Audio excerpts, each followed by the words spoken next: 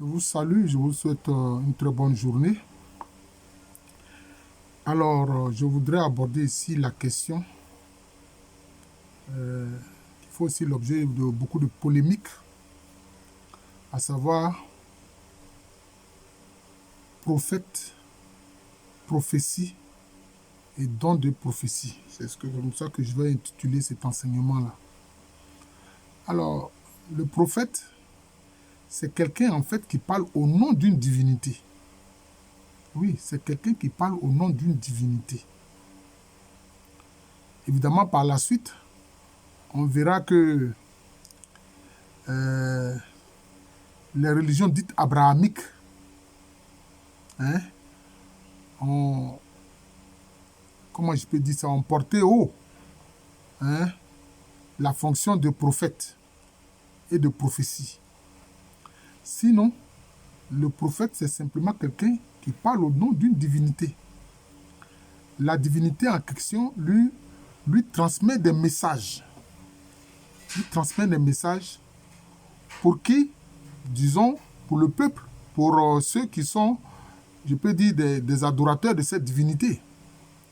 C'est ainsi qu'on voit, par exemple, dans le livre des rois, le prophète Élie, lui qui parle au nom de l'Éternel, de Yahvé, mais le nom Yahvé n'était pas prononcé, donc c'est l'Éternel.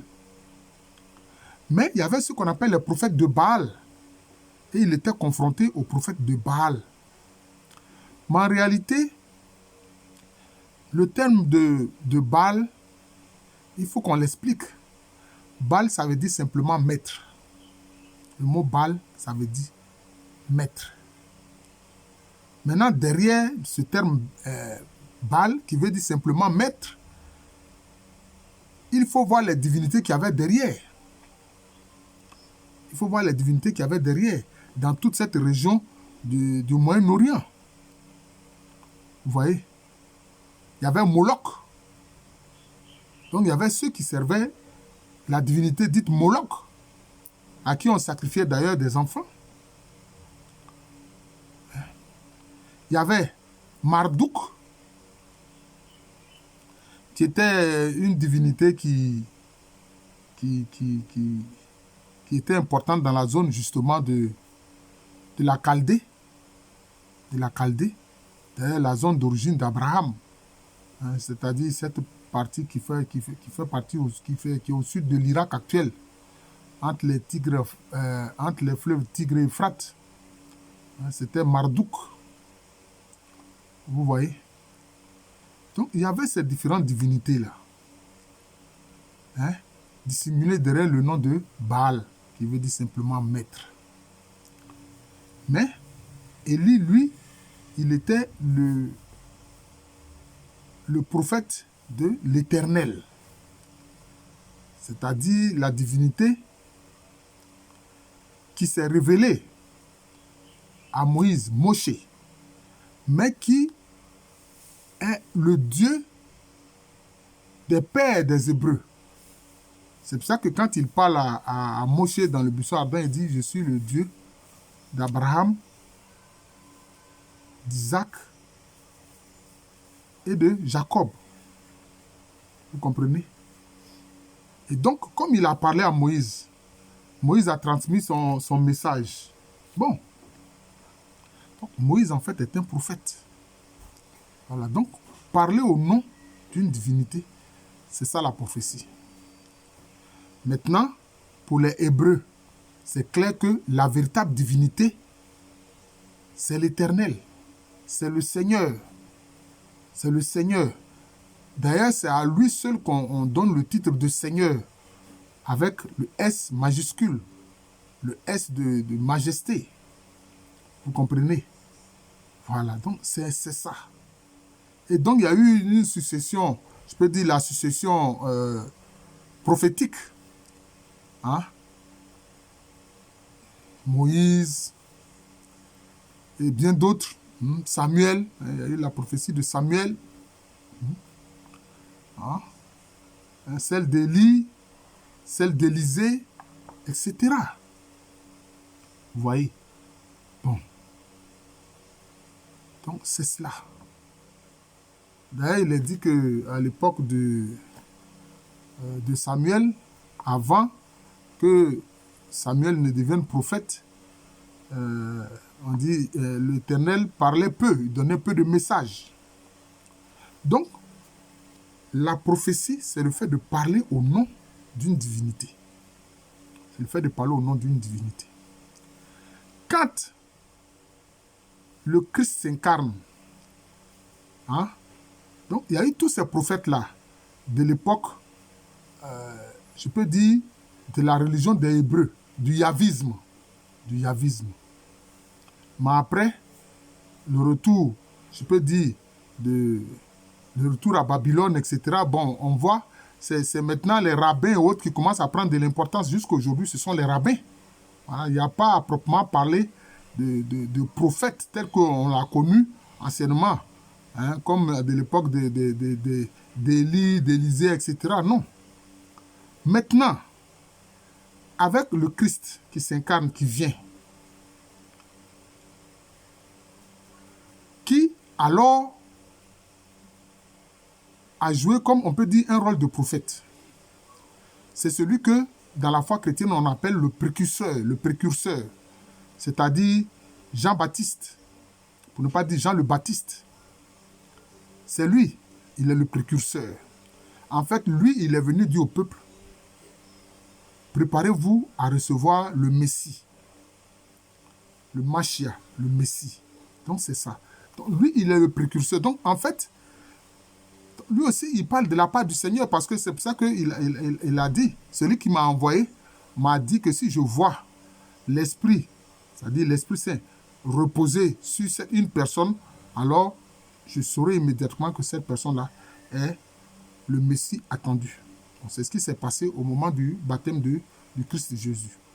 Voilà, donc il est le précurseur. Donc c'est comme si, dans la foi chrétienne, le précurseur boucle la prophétie.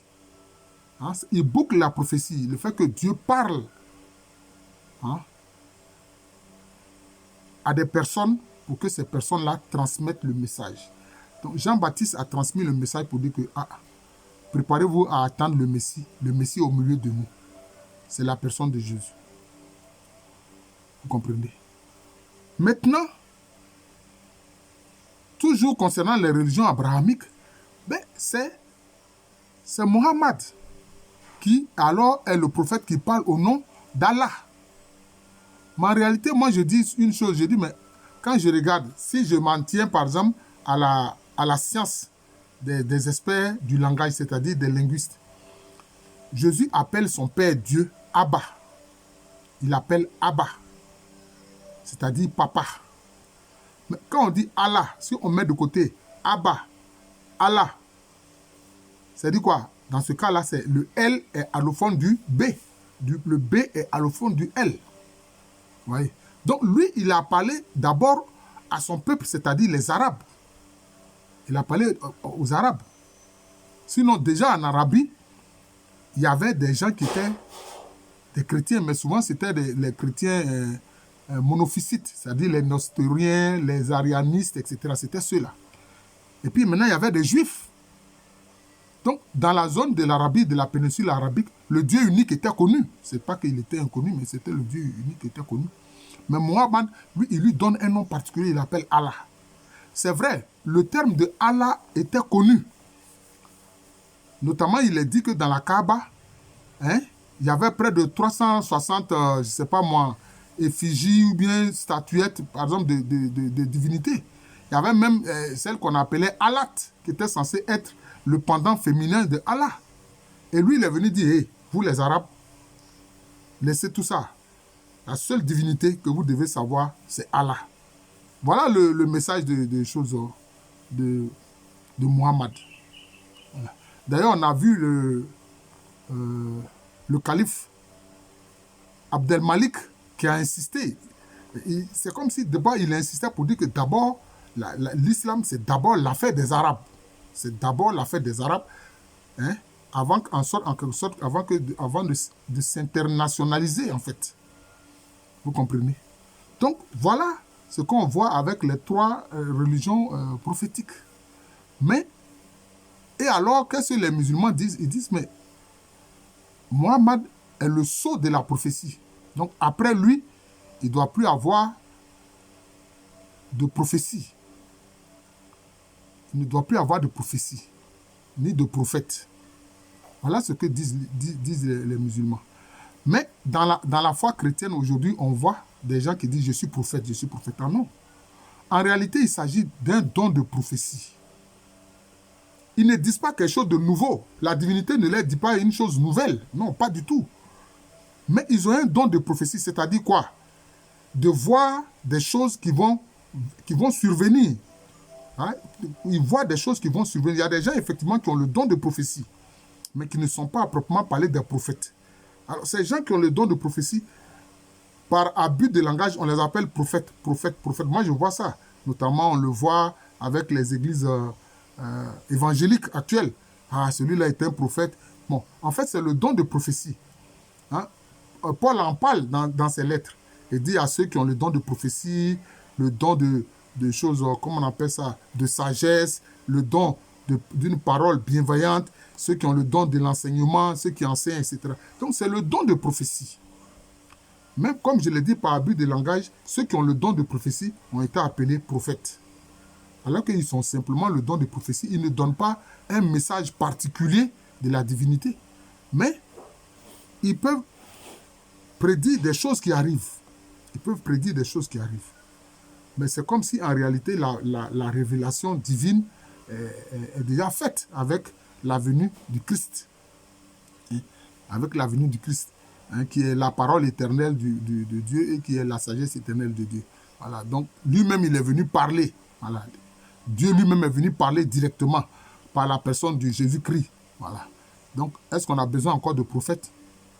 En fait, ce sont des gens, comme je l'ai dit, qui ont le don de prophétie. Voilà. Je vous souhaite encore une bonne journée. Évidemment, moi, ce sont les enseignements que je donne. C'est le fruit de mes recherches, de mes réflexions. Je ne dis pas que ce que je dis là est parole d'évangile. Voilà. Donc, quelquefois, certains ne comprennent pas. Bon, au lieu de faire un débat vraiment fructueux, bon, c'est des paroles désobligeantes. On n'a pas besoin de ça. Voilà.